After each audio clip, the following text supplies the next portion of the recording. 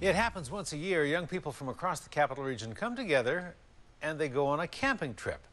It is a trip that can change their lives. It is called Youth Combating Intolerance. The teens spend their days discussing racism and homophobia, even the Holocaust. And they hear from guest speakers who have lived it all. A News reporter Andrew Johnson was there today, and he joins us live, new at 6. Andrew. Hudson, utilizing everything from humor to gut-wrenching testimonials from people who have lived through absolute nightmares. This 4-day camp is, in a word, powerful.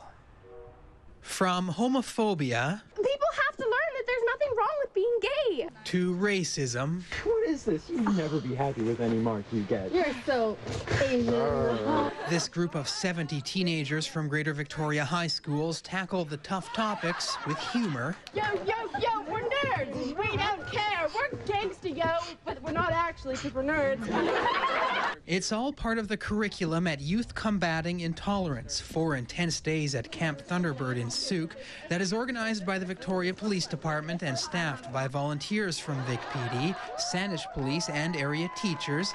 The goal, to send the students back to school with a new outlook. Many of them come out of this with a change in life direction. They see that not only what they say, but what they do has dramatic consequences. Some are back in this majestic classroom for their second or third time. YCI camp is one of the most inspiring places I've ever been able to be, and you can't help but want to come back every single year. It's so necessary that we know about all of these issues, about the Holocaust, about discrimination, about intolerance,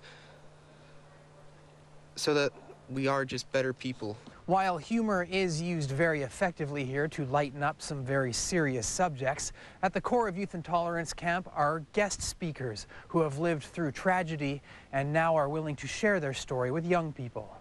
How's the family? Dr. Peter Gary is one of them. The 86-year-old Holocaust survivor has shared his horrific story with some 65,000 students over the past 20 years, telling the group about cheating death thanks to his mother throwing herself on top of him. I went down, then I heard the word, then the rattling of the machine gun, screaming of the people, and then silence.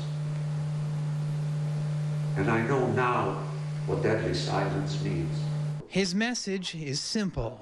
I beg them to make hate disappear, to deep six hate. Having someone come and talk about their experiences, that it makes it much more human, much more real. And it is the presence of people like Gary that make this camp, this experience, one of a kind.